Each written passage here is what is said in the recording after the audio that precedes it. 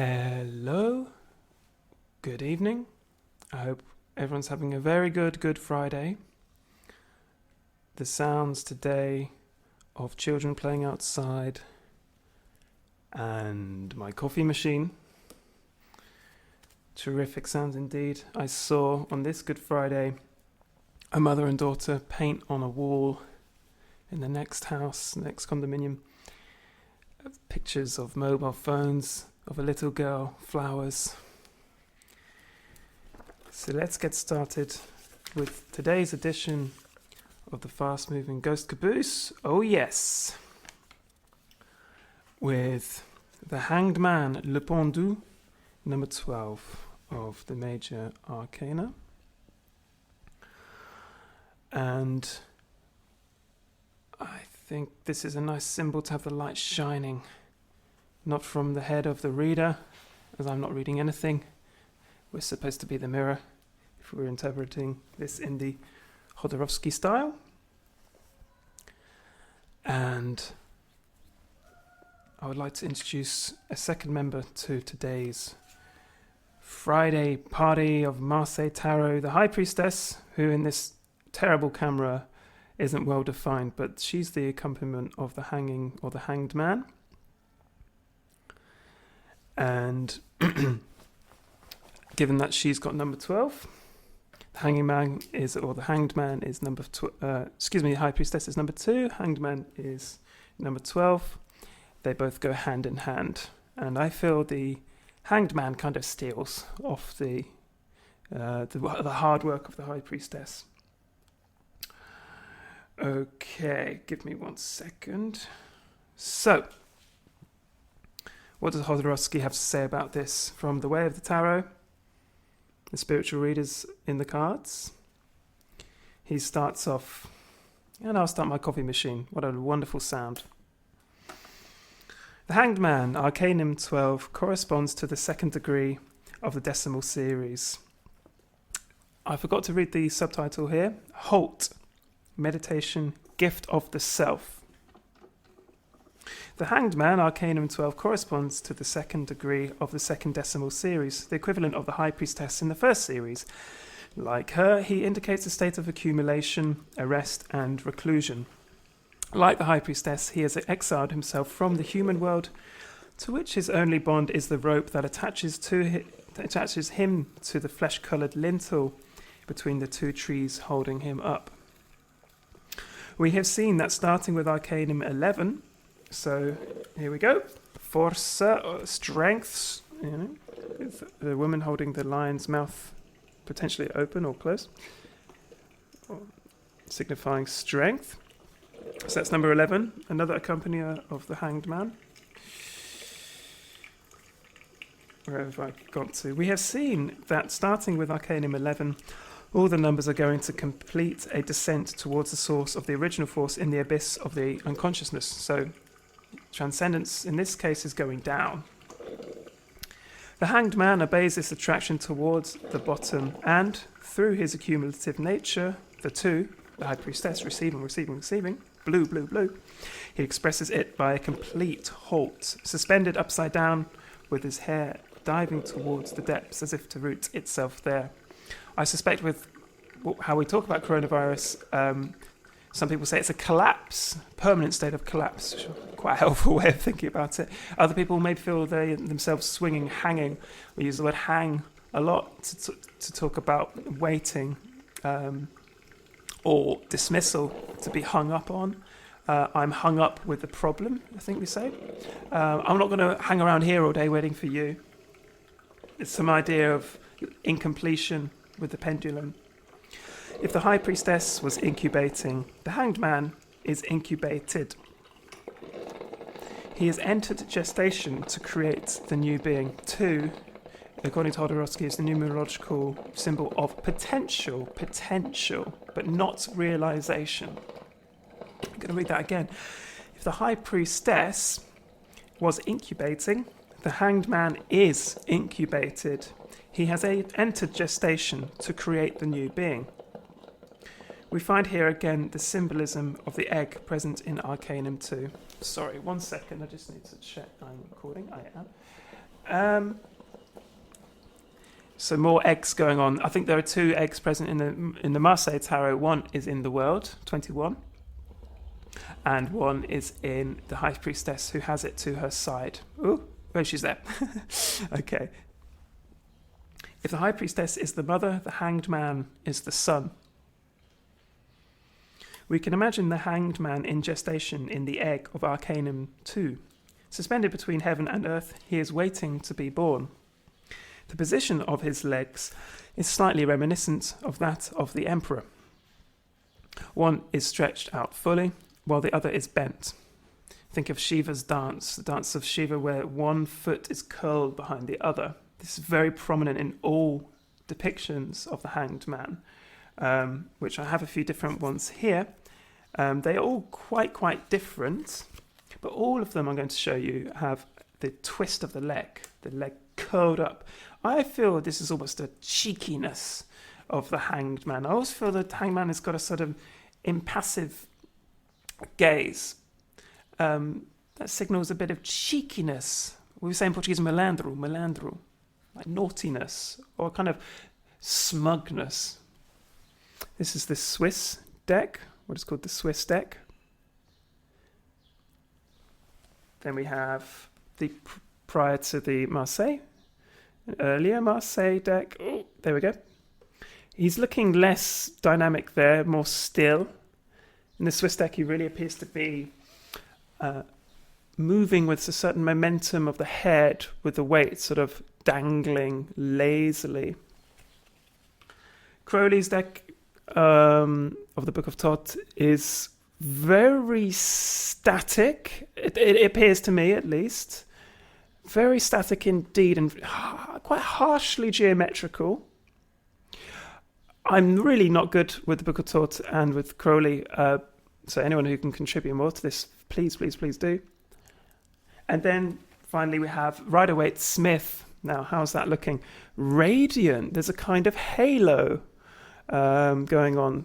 Some strange spiritual aura of the Hanged Man here. Really curious. And all the time we have red trousers, red being the colour, I guess, of passion, of life.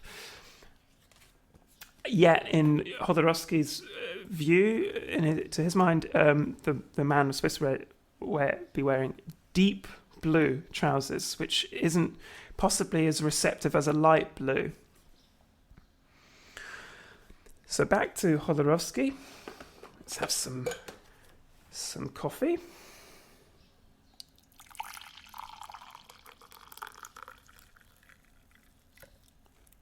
To complete today's nice sounds, and to also pretend I didn't just spill lots of coffee on poor Jodorowsky.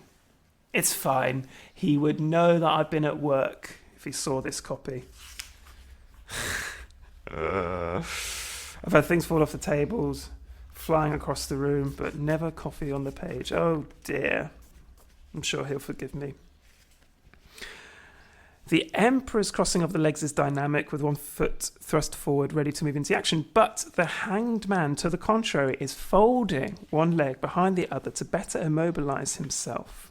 To me, that's the smugness coming through.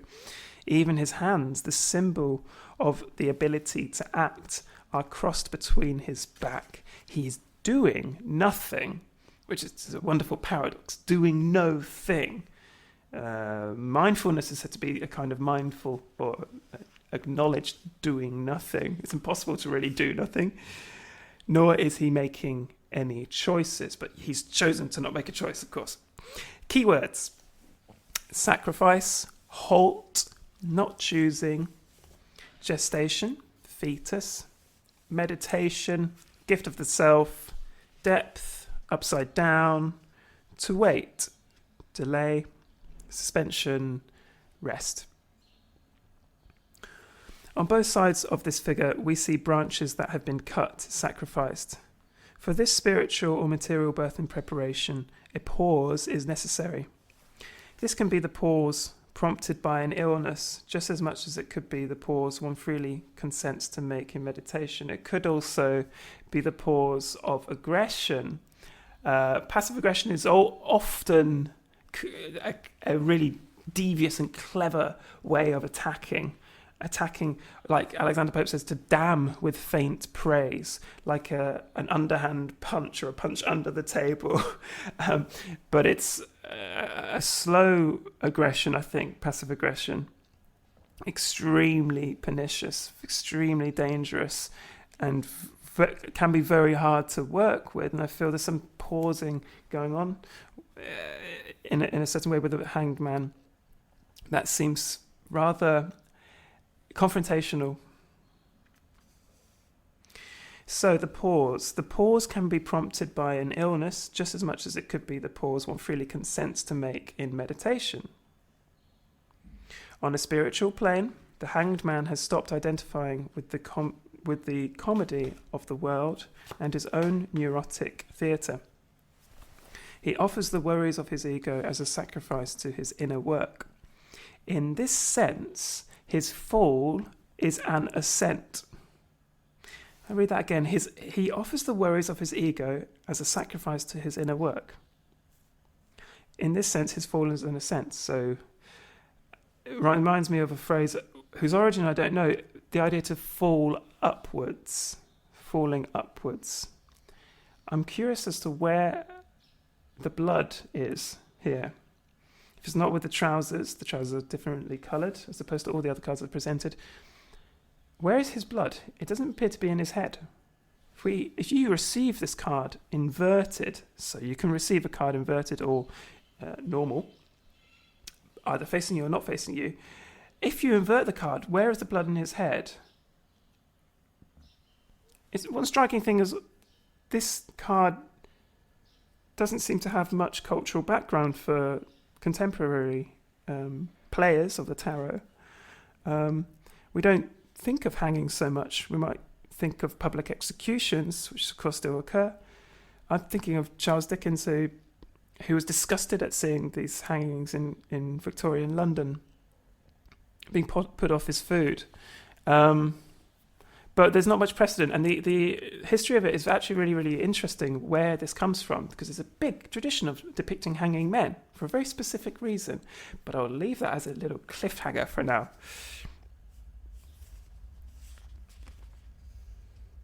Falling upward. We can also see, in a reversal of vision and perspectives, the upside-down status of his physical body.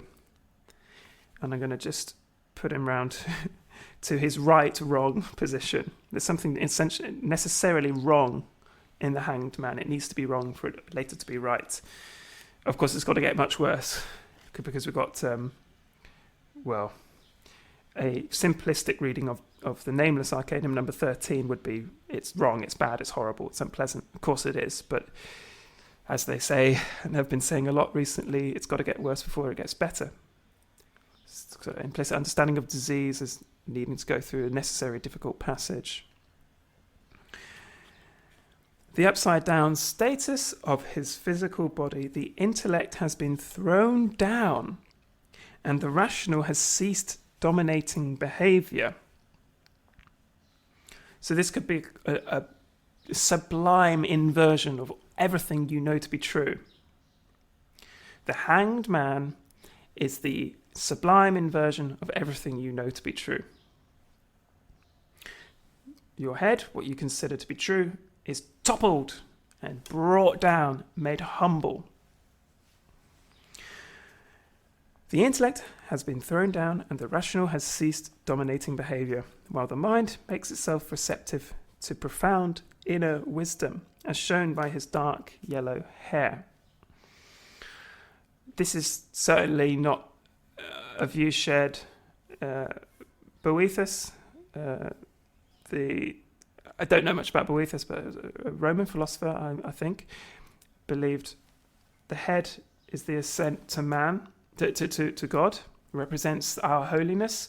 And so this is the shame of being inverted and having everything turned upside down. During the Civil War in England, unless I'm mistaken here, certain people, especially quite religious people, fervently religious people, took off their clothes and ran around in public. This happened also later on in early American history, people wanted to show that the world had been turned upside down. Not only did people run around naked to demonstrate how crazy the world had become, the king's head had been chopped off. This is the late 1649 onwards. But the whole religious and political order had been not inverted, but somehow subverted temporarily. Not only nakedness, but there were cases, particularly of early Quakers, of men dressing as women. What was the purpose of them doing it? Had they all gone mad suddenly? The idea is that they were trying to demonstrate that the world has gone mad and we need to shake ourselves out of complacency.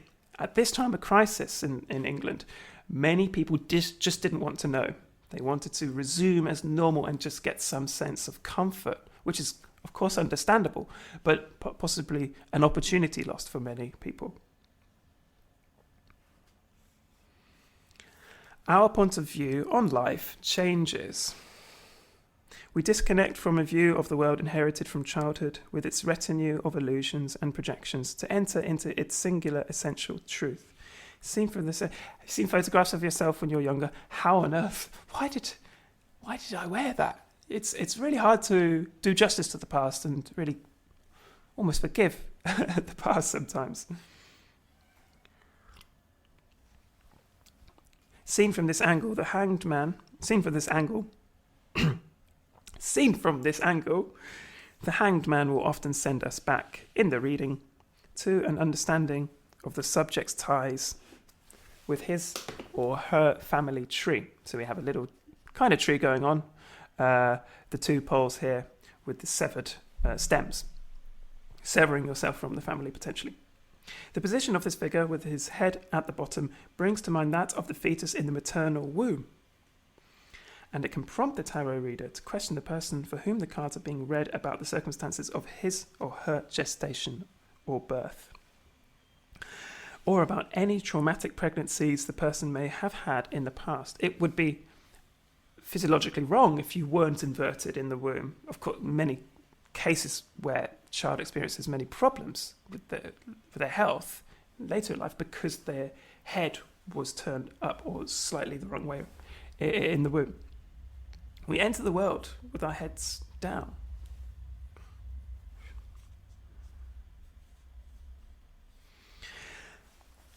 And now we get the bit about the trees, the branches, The two trees with their lopped branches can be interpreted as two trees or as the maternal and paternal lines whose neurotic situation and abusive behaviour leave us hanging as impotent sacrifices hiding behind our back, like this hanged man with his invisible hands, shameful secrets. What's going on behind his body? Where are his hands? Why has the hanged man felt the need to cover his hands? This source of action, the idea that we on earth are God's hands, is entirely absent here. He's keeping something up his sleeve. Things are getting out of hand. Shameful secrets, perhaps. Shame is a really big thing that's going to come up to the history of this card. Shame. This card will sometimes express guilt. Imaginary crime symbolized by the 12 bleeding wounds on the trees and the punishment that is being imposed, or else the sacrifice one may be condemned to make. A lot of I perceive modern culture to be completely allergic to any form of guilt.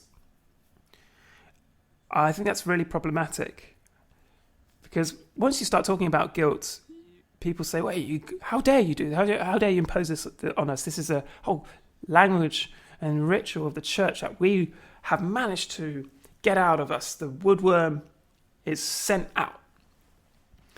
But if we didn't feel guilty, we'd do what we liked, right? Guilt can have a constructive purpose. Otherwise, potentially, we would just do what we want. And I suspect socio and psychopathic behavior probably is that kind of behavior that doesn't have guilt, and it has a certain logic and certainty of action being rationally good. Of course, what we don't want is shame. Shame, for sure, is, I think, always something to be avoided, as long as we know why. Shame, I understand shame to be more about guilt of yourself, humiliation because of who you are, and guilt to be a feeling of negativity about something that's external to you, something that you've done, your action, not necessarily who you are internally. So, of course, I'm completely anti-shame, especially coming from very sexually repressed country, Britain. And also repressed in terms of financial things as well. Strangely enough, sex and money to me are very, very similar subjects. Enjoyment is all at the heart of it. So I think we need to really introduce the topic of guilt in a gentle, kind way. But there may be things we feel guilty about that are keeping us up at night. How do we get that balance that helps us sleep? How do we let the seducer, sleep itself, seduce us? Insomnia is a kind of nighttime impotence. Maybe we need to find that balance by going into that darkness and into the guilt. People love to hear that. This card will sometimes express guilt. Imaginary crimes symbolized by the 12 bleeding wounds on the trees. So 6 is 12 divided by 2, of course. And so there are 2 pairs of 6. 6 is supposed to be beauty, aesthetic bliss, possibly. Interestingly, completely unlucky number no, excuse me, if I got that wrong, that's 4. Forget it. Forgive me, it's Friday, be nice to me. And there's 2 pairs of perfection being cut, being pruned here. Pruning is a huge symbol for me in spiritual work. Cutting to grow. Disrupting muscle fiber to grow muscle fiber. The rupturing, the piercing of a seed's shell in order for new growth, new life to emerge. So 2 being potential, 12 being 2 plus 10, there is that essential rupturing needed. Something almost, God forbid, something I really makes me feel so uncomfortable in this card is the idea that someone might just go over to the hanged man and cut his head slightly. You imagine all the blood would rush out. I know that was a form of torture used in Japan on the Catholic missionaries to hang them upside down. Hang them upside down. Cut them and let them bleed. Yeesh. What a form of punishment. The 12 bleeding wounds on the trees and the punishment that is being imposed, or else the sacrifice one is condemned to make. Could we see us going through our guilt as a kind of sacrifice to our own short-term well-being for the good of the long term? The traditional folk reading imagines that money is falling out of the hanged man's pockets, that he is losing his wealth. It's a great idea. A more symbolic reading will view this as the sacrifice of the illusory riches of the ego. And if you're going to be humiliated publicly, as the history of this card will lead you to, we'll look at the history in a second, then of course your ego is being scratched. Not by yourself though, but by other people. This was a form of depicting public shaming. The hanged man can also evoke the figure of Christ. If Christianity is anything, it is the religion of sublime failure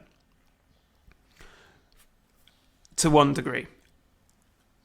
The very figure, the very leader, is not just tortured and shamed and forced to drink vinegar mixed with the poor man's wine. The figure is killed slowly in a humiliating form of sacrifice with 2 beggars who laugh and sneer at him. That's failure to one degree. Of course, to another degree, this was the prophecy Jesus needed to be fulfilled. You ask who's responsible for the death of Jesus. Is it the rabble? Is it the crowd who would rather have Barabbas, the criminal, the murderer, freed during the time of Passover, Pesach, and then have this relatively, really innocent man condemned to death? Well, the second blame is on the leaders of the temples, who felt Jesus was a political threat, so of course they had him killed. Pontius Pilate is also up for blame, but he washes his hands and it was the people's choice. But the leading contender in terms of who's to blame for this public humiliation, this signature, sublime failure of Christianity, is Christ himself, who engineers all of this, who makes it possible by going into the temples, literally inverting the current way of life, turning over the tables, the moneylenders' tables. Jesus wasn't this nice pacifist, peaceful figure. He knew when to be polemical, he knew when to rupture, when to invert, when to allow the blood to drain to the heads of those smug leaders at the time. So can we see the hangman as well as a kind of sublime failure? How are you going to learn? You learn best through your failures. I don't know who said it. It might have been Dolly Parton. Brilliant if it was. But the idea of you learn to fail well, learn to fail successfully, It's a great way of relaxing and not worry about achieving all the time.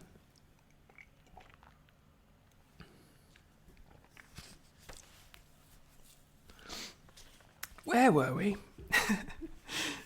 So the figure of Christ. Just one thing. Of course, I don't mean all of Christianity to be a failure. I mean, Jesus, it appears, really was leading himself to this execution. He did what was required of him for him to upset the church authorities and give them, the temples, the excuse to blame him of blasphemy by calling himself the King of the Jews. So I find it hard not to think that Jesus did engineer all of this. Of course, he would need our sins first, right? And he needed to assume we had sins to cleanse, which I find also quite interesting. He's like the lamb requiring the slaughter to give him that status of resurrected. The 12 lopped being cut, lopped branches then would symbolize the 12 apostles, who are sometimes identified as the 12 deviations of the ego around Christ, representing the universal androgyne. The marks of androgyny abound. The hanged man's pockets are shaped like crescent moons, but one is receiving while the other gives. One is active while the other is receptive. The rope attached to him that is holding him up is doubled. One of its ends terminates in a phallic symbol, while the other, to our right, ends in a shape that is reminiscent of the female symbol. Badly defined image here, of course, but there is the card image, which I've left the link in the description of the video. Furthermore, this same rope, at the points where it is attached to the hanged man's heel, has a triangle inserted within a circle to signify that he is connected to spirit, to spiritual androgyny. And this refers to him from toe to head, as we can find among his dark yellow locks a round light yellow solar symbol and a small moon of the same colour. I've become quite attracted to rope. Rope features in this card, but how? What is the rope doing? What sound does it make? I really like to think of the tarot like, be with the cards, put them in your pockets, walk around with them all day, and listen to them. Sometimes they could make sounds to an active imagination. The creaking of rope, what do we think of? Do we think of doors? Do we think of suicide? But rope itself, I find, is such a beautiful object. It's the beautiful symbol of, I guess, teamwork, of complexity and simplicity at the same time. All these tiny, weak little fibres working together in a beautiful spiral. Lisbon is the city of rope. We still have shops here which sell rope to sailors. You should go in these shops and smell them in Caixa de Sodré, down at the old docks, now where we have all the nightclubs. This seedy part of Lisbon, full of enjoyment, which also has this kind of strong relation with the great unknown, the vast Atlantic, the salty sea, the cold, cold sea of the Atlantic. However, knowing that the tarot is imbued with the influence of the three great monotheist religions, it's for sure that there were many different people in Marseille at the time when this was created. Jews, Muslims, Christians, as it still are today, which is why it's such a fascinating city. As well as with alchemy, that was practiced at that time. Everyone was doing it. All sorts of people from different socioeconomic backgrounds, Jews, Christians, Muslims, all getting involved in this kind of fascinating primitive chemistry. I shouldn't call it primitive, but pre-chemistry maybe. Distilling, making medicine, trying to look for these substances, the elixir of life. It was a whole mix of people. Alchemy itself, it's like an image of the tarot, distilling from high to low, water to air, this conjunction of all of these opposites. As above, so it is below.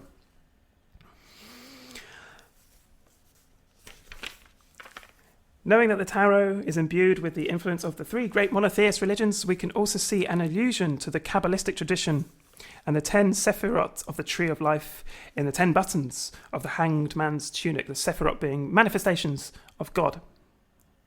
The first button on the man, starting from the throat, bears a dot, the origin of all creation.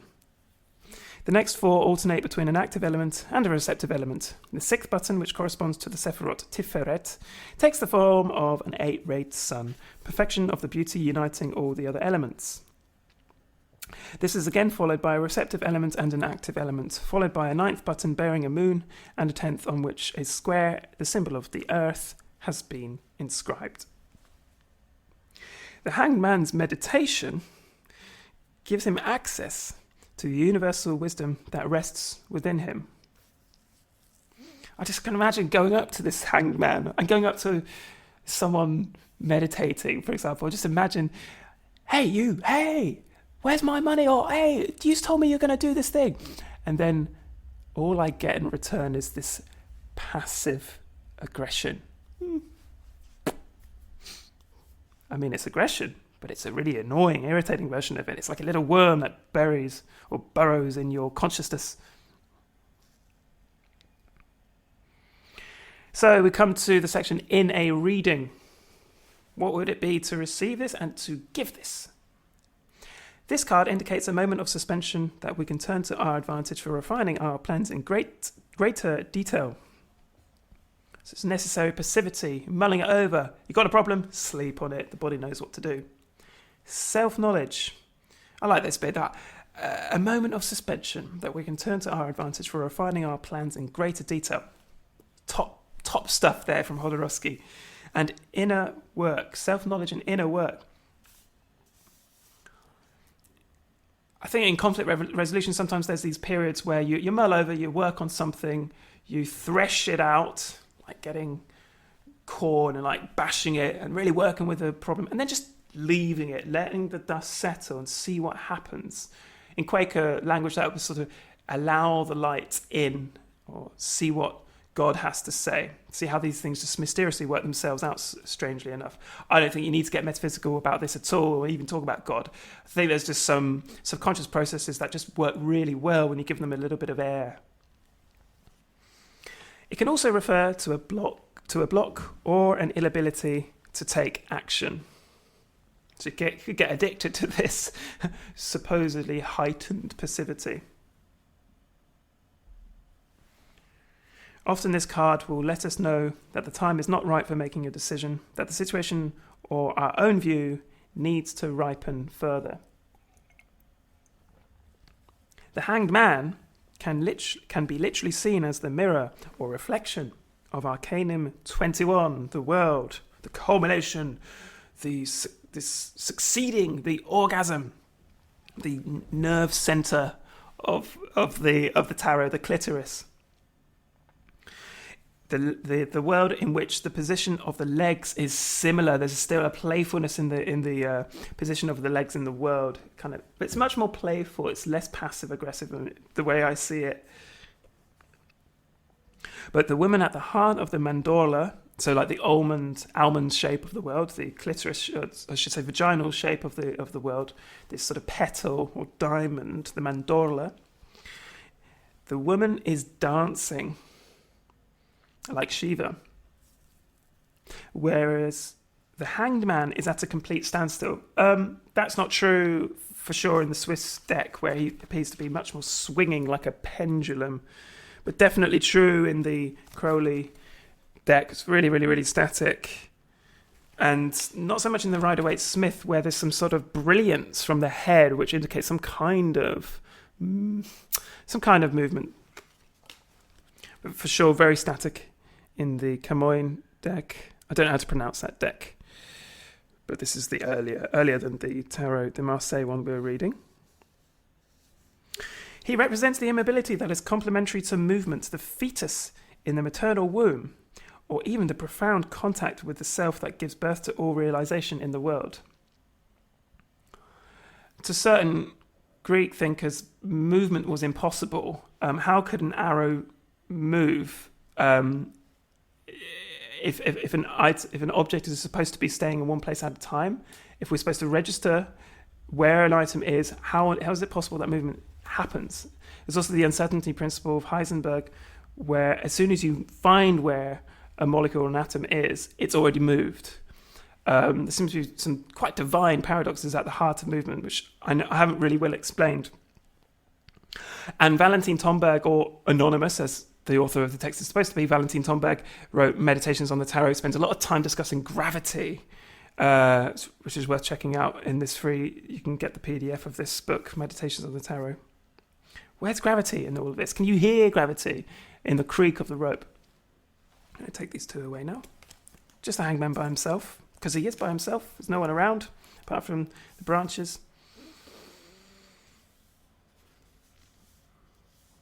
Where have I gone? He represents the immobility that is complementary to movement, the fetus in the maternal womb, or even the profound contact with the self that gives birth to all realization in the world. You certainly don't want to be like this all day, but it might be necessary to hang around for a bit in order to reach some other destination.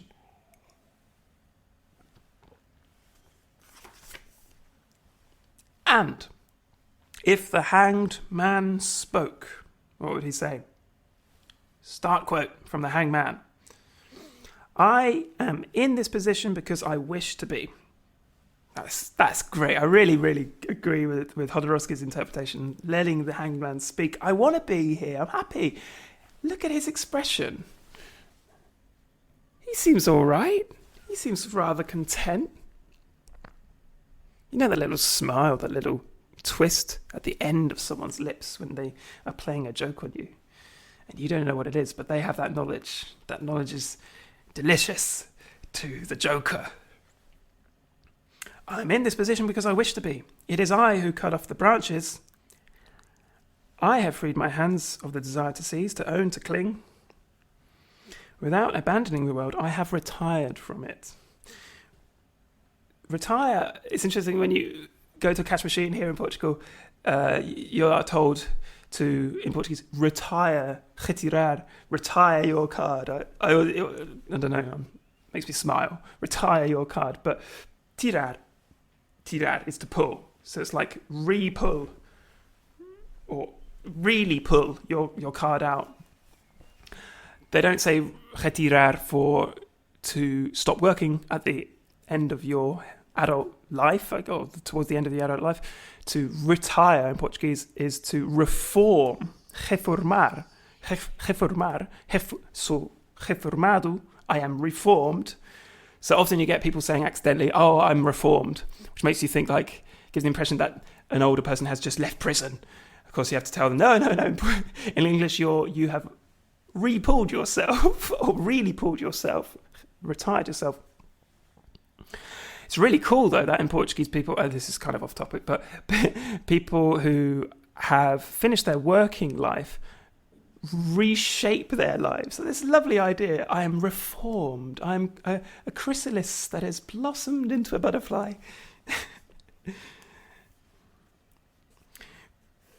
So without abandoning the world, I have retired from it.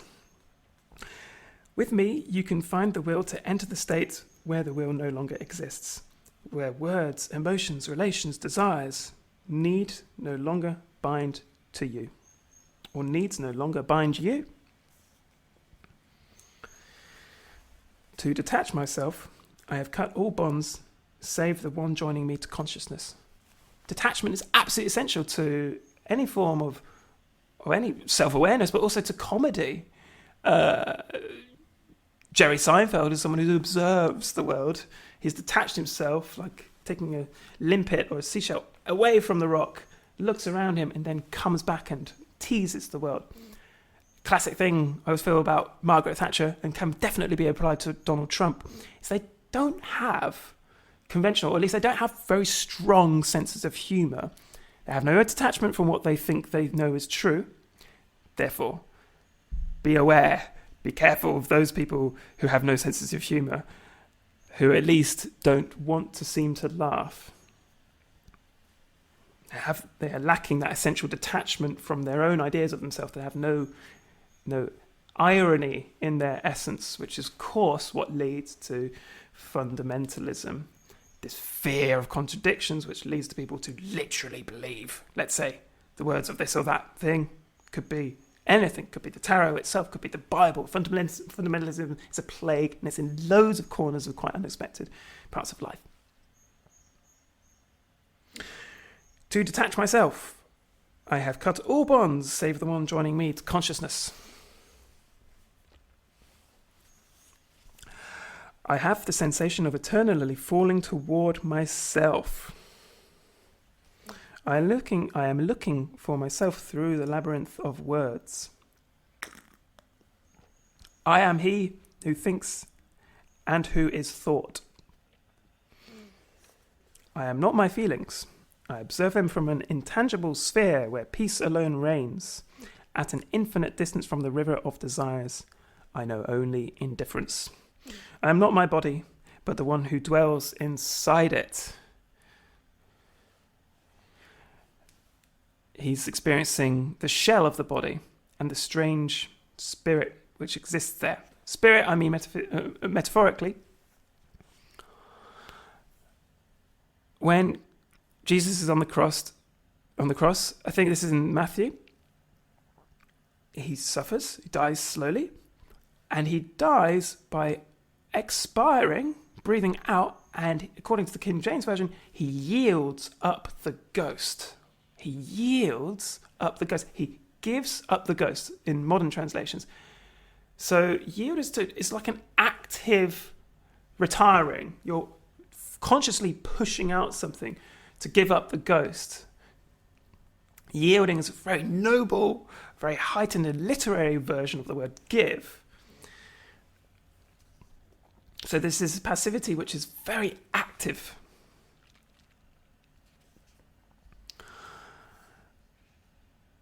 I am not my feelings. I observe them from an intangible sphere where peace alone reigns.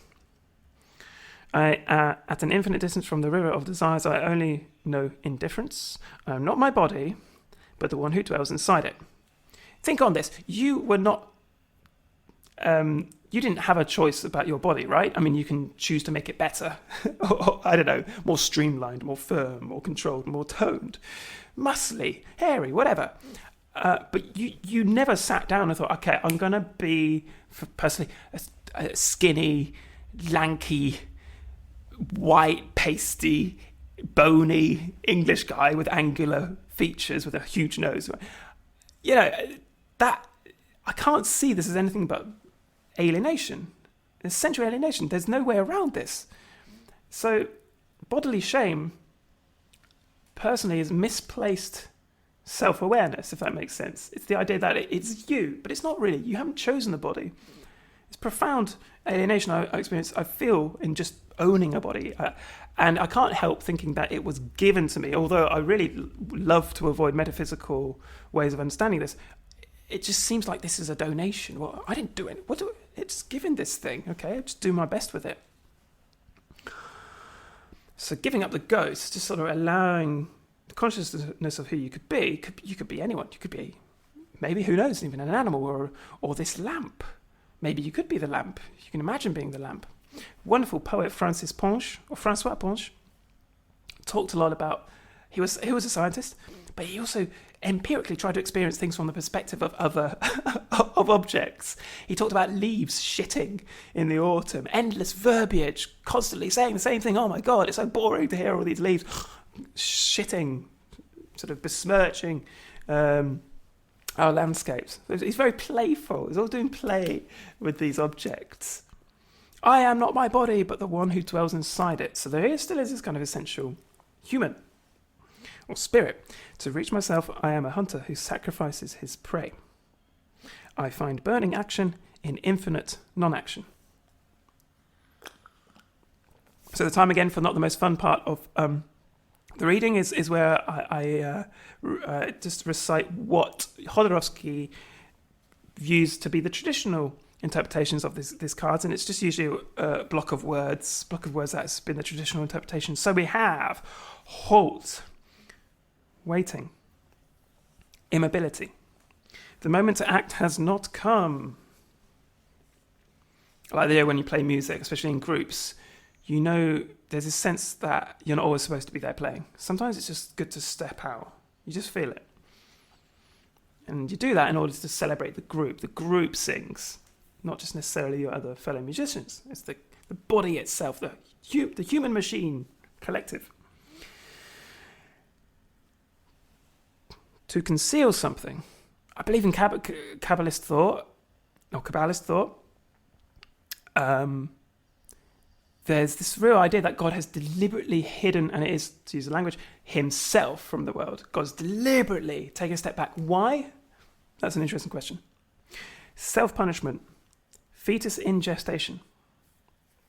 Secret. Perspectives turned upside down. To see another point of view. To not choose, which of course itself is a choice. Rest. Illness. Pregnancy, gestation, conditions of the reading subject. Of course, how the subjects or the person coming to the reading, how they were born, what was the situation of their gestation and their birth. Tie to the family tree. Prayer, sacrifice, gift of oneself, deep meditation, non-doing. Again, another paradox. You can't do nothing. It's impossible. Not doing is still a form of doing, and it's an act of negation, act of like those sins of omission. Inner forces received through prayer. Here we go. We'll continue with the Hanged Man. What does he say? I cross through pain to discover the strength of sacrifice. Thinking of all those cults all over the world who, instead of choosing drugs or music, they chose pain in order to reach mystical connection. That's a very common thing. I cross through pain to discover the strength of sacrifice. Little by little, I undo everything in me that could be called me. I re-enter myself incessantly as if into an enchanted forest. I own nothing, I grasp nothing, I know nothing, I want nothing, I can do nothing. However, the entire universe crosses through me, arriving to fill me with its whirlwinds before leaving again. I am the infinite sky that lets the clouds pass by. What remains of me? A single gaze staring at nothing, aware of itself, which makes itself the last and ultimate reality. Then I explode into pure light. The eye becomes the axis of a total dance, the holy water where the thirsty come to drink. Another paradox, Buddhist desire to dissolve the ego, to become at one with the world, the desire to remove oneself from desire. Isn't that problematic? It is at this moment that I am the pure air that drives away the poisoned atmosphere. It is at this moment that my bound body becomes the cataclysmic source of eternal life. I am nothing more than the beat of the heart that propels beauty toward the borders of creation. One useful meditation technique can be to feel yourself expand into the periphery, experience the periphery, feel the borders, feel the corners of the room. And strangely enough, it can be, for me at least, you experience the outer And then you really feel the center strongly. I become the peaceful gentleness in all pain. Ceaseless gratitude, the door that leads victims to ecstasy. The sloping path on which we slide toward the heights, go down to go up, falling upward. The living light that circulates in the darkness of blood. Thank you very much, Alejandro Jodorowsky. And I haven't finished with you yet, by the way, because there's some brilliant stuff going on in the history of this card. Where does the whole idea of the hanging man or the hanged man come from? Well, we need to ask, where's my laptop or my iPad? Helen Farley, the author of The Cultural History of Tarot, from Esotericism to the Enlightenment, I think it's the subtitle of that book. Some terrific stuff she wrote. She says, the hangman has a serene expression on his face in spite of his inversion. And I'm quoting from her book. To Renaissance society, this was a familiar sight. So people knew what this was. They instantly recognized what this was, much unlike today. This was a familiar sight. And a clue was concealed in the traditional name of the card, the traitor, il traditore. The card was an example of an art form called pittura infamante, or shame painting, in which a person was depicted as a traitor, particularly when beyond the reach of legitimate legal recourse. Typically, bad debtors, those guilty of bankruptcy, fraudsters, or turncoat condottieri. Condottieri were leaders of gangs, I think, mercenary gangs. They were like the heads of these gangs.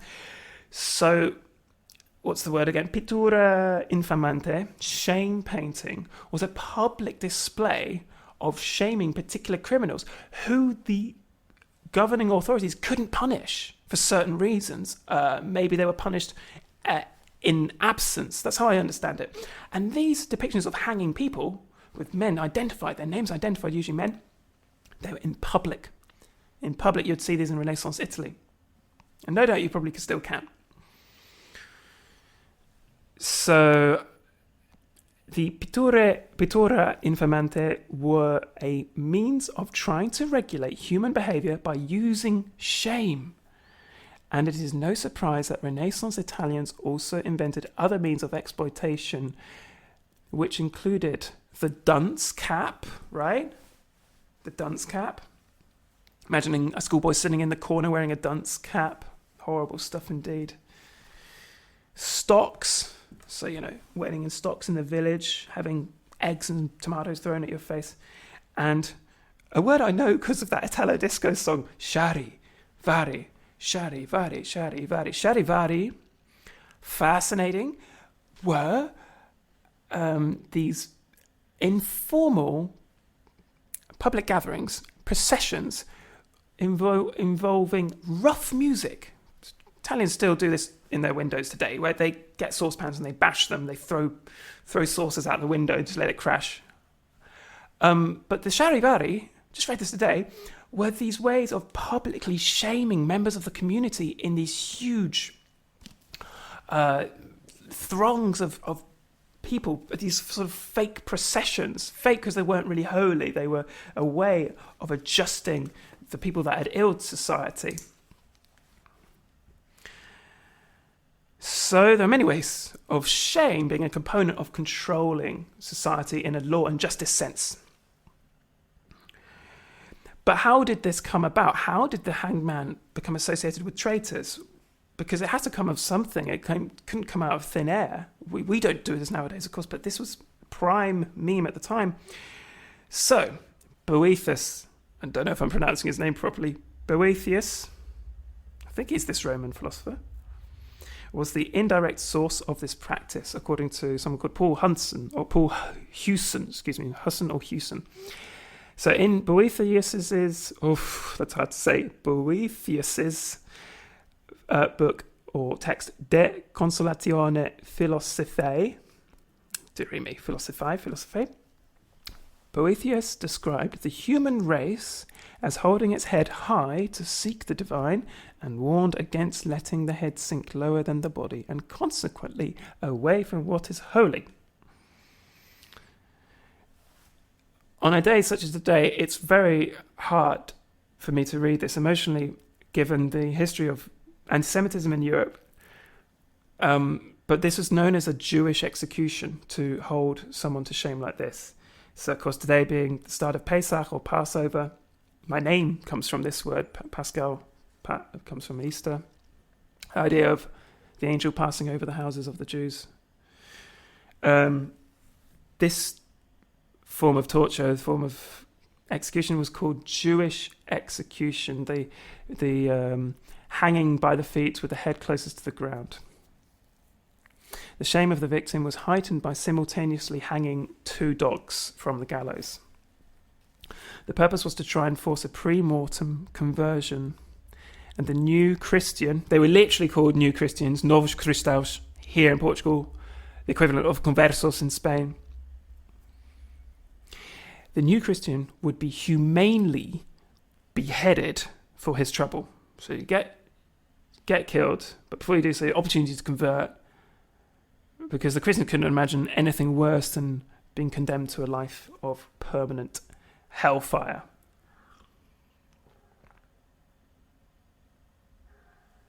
To a Jew, potentially it wasn't such a problem, because it seems to be at least the concept of heaven, if not hell, were very much vaguer, or more vague in Jewish theology and Jewish practice. So, well, you can think I'm going to hell, but hey, I'm going to die with dignity in my own way.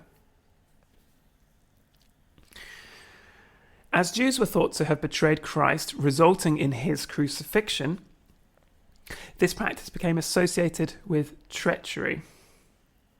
It was subsequently used for witches found guilty by the Inquisition, and for Christians who had committed perfidy, being a traitor. Horrible way to sort of come towards an end of this reading, with the brutal reality that, as much as I celebrate the rich cultural history of the Tarot, the Renaissance, this is what went on. Not only did they publicly shame people and humiliate them in this excruciating form of execution. I often feel like when you see a car accident, you see someone falling off their bike, one of the hardest things is I feel the shame of it, the inversion, the humiliation of it all. That's just me, of course. I don't know why I feel that so keenly when I see road traffic accidents. But not only did the medieval or the Renaissance law authorities think it's great to shame Jews, right, and not let them just do their thing, but also to hang 2 dogs with them just to increase the humility. These 2 animals thought to be ground breeding, basically big rats. Well, I think I might end it there on this rather unpleasant note. Not a nice way to kick off the weekend, but of course it's Good Friday, and the whole point of Good Friday, Great Friday, as it's known in many, like in Polish, it's great, the great evening, is that you have to go down to go up. The idea that you experience the suffering of your leader. In order for the celebration to be even better articulated, even better felt, what's the point of Jesus making this supposed sacrifice if you don't experience the sacrifice with him? Something that, of course, is the fundament of Christianity, something Christians are supposed to be constantly grateful for. Thanks very much, everyone. Have a wonderful weekend.